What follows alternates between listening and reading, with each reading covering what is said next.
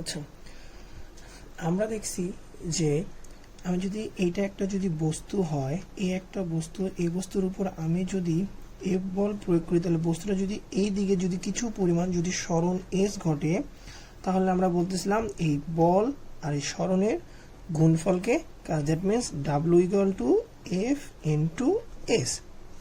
ঠিক আছে, তার মানে সরলরেখা বরাবর বস্তুর ক্ষেত্রে আমার সূত্র হচ্ছে এইটা। বাট আমি একটা বস্তুকে যদি এদিকে এফ বল প্রয়োগ করলাম, এই বস্তুটাকে এদিকে বল প্রয়োগ করলাম, বস্তুটা এইদিকে না গিয়ে যদি এদিকে না গিয়ে যদি এই দিকে চলে যায়, মানে এ অবস্থান থেকে বি এর দিকে বল প্রয়োগ করার ফলে সি এর দিকে না গিয়ে বস্তুটা যদি ডি বিন্দুর দিকে 30 ডিগ্রি কোণে চলে যায়, তাহলে এই ক্ষেত্রে কাজ হবে W equal to ball into সরণ ঘটছে এদিকে এস ইন্টু বল সরণের মধ্যবর্তী কোণের কস থিটার মান। তাহলে এটা হয়ে যাবে কস থিটার জায়গায় হয়ে যাবে এখানে এফ এস কস 30 ডিগ্রি। বোঝা গেছে? আচ্ছা, জিনিসটা আমি আরেকবার বলি। আমরা বললাম যে কোনো বস্তুর উপর আমি হলো এফ বল প্রয়োগ করার ফলে বস্তুটা এ থেকে বিতে না গিয়ে বি থেকে ডিরেক্টলি যদি ডিতে চলে যায় থিটা ডিগ্রি কোণ করে, তাহলে আমার এই ক্ষেত্রে কাজের মান হবে এফ এস এবং এফ ও এস এর মধ্যবর্তী কোণ, যেটা হচ্ছে আমার থিটা, সেটার কস থিটার সমান। ঠিক আছে, তো এই রিলেটেড আমরা কিছু অঙ্ক করি, তাহলে জিনিসটা ক্লিয়ার হয়ে যাবে। তাহলে কাজের অঙ্কগুলো করার জন্য আমার দুই ধরনের সূত্র ইউজ হয়। একটা হচ্ছে ডাব্লিউ ইকুয়াল টু হচ্ছে এফ এস যখন এদের মধ্যবর্তী কোনো কোণ দেওয়া থাকে না, অথবা আরেকটা সূত্র হচ্ছে W is equal two F dot S cos theta. এই দুটা সূত্র ইউজ করে আমরা হচ্ছে কাজের ইকুয়েশন বের করতে পারবো। আচ্ছা, এখন আমরা হচ্ছে কাজ রিলেটেড কিছু ম্যাথ করব। যদি কোনো বস্তুর উপর এফ নিউটন বল প্রয়োগ করে বস্তু যদি এস সরণ ঘটে, তাহলে বল সরণের গুণফলকে কাজ বলবো। এই ক্ষেত্রে বস্তুটাকে আমি মারছি এদিকে, বস্তুটা গেছেও এদিকে, তাই এফ আর এস এর মাঝখানে কোনো আমার কোণ হয়নি। এই ক্ষেত্রে আমার কাজের মান হচ্ছে এফ ইন্টু এস এবং কোণের মান হচ্ছে থিটা ইজ ইকুয়াল টু 0। আচ্ছা, তো আমরা একটু অঙ্ক করি, অঙ্ক করলে জিনিসগুলো ক্লিয়ার হয়ে যাবে। দেখো এখানে লেখা আছে কি, একটা বস্তুর উপর 10 নিউটন বল প্রয়োগে বস্তুর হচ্ছে 20 মিটার সরণ ঘটে। এখানে কিন্তু থিটার মান দেওয়া নাই, সুতরাং থিটার মান যেহেতু দেওয়া নাই, সুতরাং আমাকে এই সূত্রটা ইউজ করতে হচ্ছে না। এই ক্ষেত্রে কাজ, তার মানে আমার চাইছে W is equal to what. তাহলে আমি লিখতে পারি এখানে হচ্ছে বস্তুর উপর বল এফ সমান কত দেওয়া আছে 10 নিউটন, দেন সরণ এস সমান দেওয়া আছে কত 20 মিটার, কাজ W is equal to what. এটা আমি করতে পারি কিভাবে, আমরা জানি W is equal two F into S. মান বসে দিই, এফ এর মান হচ্ছে আমার 10 ইন্টু এস এর মান হচ্ছে 20, ব্র্যাকেট দিলাম, কাজের একক হলো জুল, সুতরাং এটা হচ্ছে অ্যান্সার হবে 200 জুল। আচ্ছা, আরেকটা ম্যাথ করি। একটা বস্তুর উপর 50 নিউটন বল প্রয়োগ হয়েছে, আমরা বল এফ এর মান হচ্ছে 50 নিউটন, সরণ হয়েছে এস 60 মিটার। এই ক্ষেত্রে কাজ ডাব্লিউ ইকুয়াল টু হোয়াট। তার মানে এখানে কি কি দেওয়া আছে আমার, এবার আমি ডিরেক্ট লিখতেছি বল এফ, আমি আর বাংলা লিখতেছি না, ডিরেক্ট লিখছি বল এফ এর মান দেওয়া আছে হচ্ছে কত আমার 50 নিউটন, সরণ এস এর মান দেওয়া আছে হচ্ছে 60 মিটার। এই এসটা কিন্তু ছোট হাতের, এটা কিন্তু বড় হাতের এস হবে না, সব ক্ষেত্রেই এগুলা কিন্তু ছোট হাতের এস লিখছি আমি। W is equal to what, তো এই ক্ষেত্রেও আমরা জানি W equal to F into S.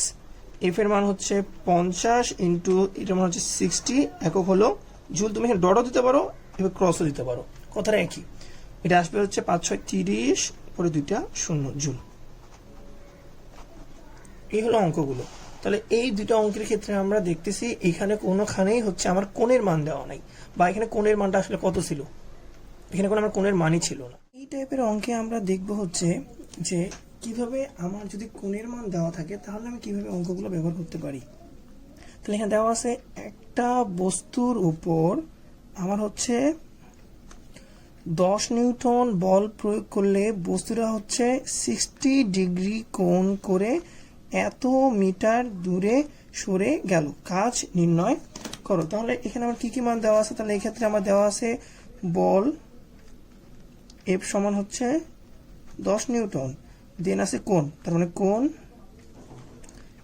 Theta সমান দেওয়া আছে হচ্ছে 60 ডিগ্রি, দেন আছে হচ্ছে সরণ এস এর মান, সরণ S is equal to 20 metre.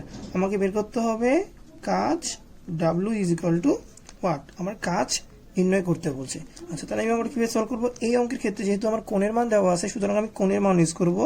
আমরা জানি কাজ W is equal two F S cos theta, ঠিক আছে। তাহলে এখানে এফ এর মান কত? এখানে এফ এর মান হচ্ছে 10 ইন্টু সরণের মান হচ্ছে 20 ইন্টু কস থিটার মান হচ্ছে এখানে কস 60 ডিগ্রি, সমান আমি কি লিখতে পারি?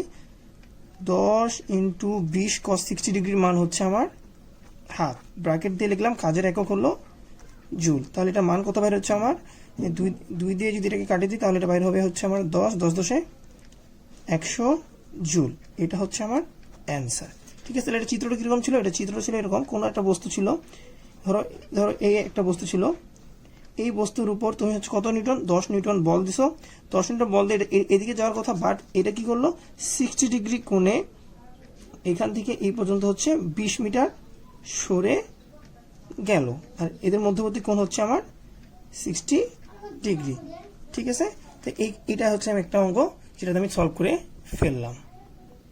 তো এরকম আরেকটা অঙ্ক দেখি আমরা। ধরো এই অঙ্কগুলোতে দেওয়া আছে এফ এর মান এত, এস এর মান এত, থিটার মান এখানে 0 ডিগ্রি, ডাব্লিউ ইকুয়াল টু কত? তার মানে একটা বস্তুকে আমি এইদিকে বল এফ দিছি, এটা এইদিকে সরে গেছে এস, তাহলে এখানে তাদের মধ্যে কোনো কোণ হয় নাই, তাই এখানে থিটার মানটা হচ্ছে 0। তাহলে এই ক্ষেত্রে আমার ডাব্লিউ কত হবে?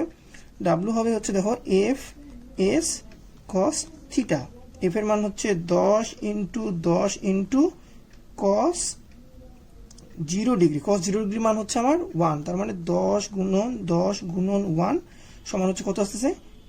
100 জুল। তার মানে খেয়াল করে দেখো, কোণ যখন আমার 0 ডিগ্রি তখন আমি অ্যান্সার পাইছি 100 জুল। আচ্ছা, এবার আমি আসি এই অঙ্কের ক্ষেত্রে। এই অঙ্কের ক্ষেত্রে এফ এর মান 10, এস এর মান 10, থিটার মান 60 ডিগ্রি এবং ডাব্লিউর মান কত এটা নির্ণয় করতে হবে। তো এই ক্ষেত্রে এটা চিত্র কিরকম ছিল? এটা চিত্র ছিল এইরকম, আমি এইদিকে হচ্ছে এফ সমান সমান 10 নিউটন দিছি, এইটা 60 ডিগ্রি কোণ করে, এটা হচ্ছে 60 ডিগ্রি কোণ করে সে কত এত দূরে সরে গেছে। তাহলে এই ক্ষেত্রে ডাব্লিউর মান আসতেছে আমার হচ্ছে ডাব্লিউ ইকুয়াল টু সেম ভাবে এফ এস কস থিটা, মান বসাই দিই, এফ এর মান 10 গুণন 10 গুণন কস 60 ডিগ্রি সমান 10 গুণন 10 গুণন কস 60 ডিগ্রি মান হচ্ছে আমার হাফ, তার মানে এটা কত বাইর হচ্ছে? 2 দিয়ে কাটলে 5, 5 10 50 জুল। দেখো সেম ভ্যালু, বাট এখানে কোণের মানটা কম, রেজাল্টটা বেশি। এখানে কোণের মানটা যত বড় হচ্ছে রেজাল্ট তত কম হচ্ছে। তাহলে কোণের মান যদি বাড়তে বাড়তে সর্বোচ্চ কত হইতে পারে? আমরা জানি সাইন থিটার সর্বোচ্চ সর্বনিম্ন মান কত হয়? 90 ডিগ্রি। তাহলে এখানে দেখো, এখানেও মানটা সেম, এফ সমান সমান এত, এস সমান সমান এত, থিটা সমান সমান 90 ডিগ্রি। তাহলে এই ক্ষেত্রে কাজ কত? তাহলে এটা ছিল এরকম, এইদিকে আমি বল দিছি এফ, এটা বের হয়ে গেছে এই বরাবর, ঠিক আছে, এটা 90 ডিগ্রি অ্যাঙ্গেল করে চলে গেছে, এটা হচ্ছে এস। তাহলে এই ক্ষেত্রে আমার ডাব্লিউ ইকুয়াল টু কত বাইর হয়? W is equal two F S cos theta, মান বসাই দিই, এফ এর মান হচ্ছে 10 গুণন 10 ইন্টু কস 90 ডিগ্রি, আর কস 90 ডিগ্রি মান কত? 10 গুণন 10 ইন্টু কস 90 মান হচ্ছে আমার 0।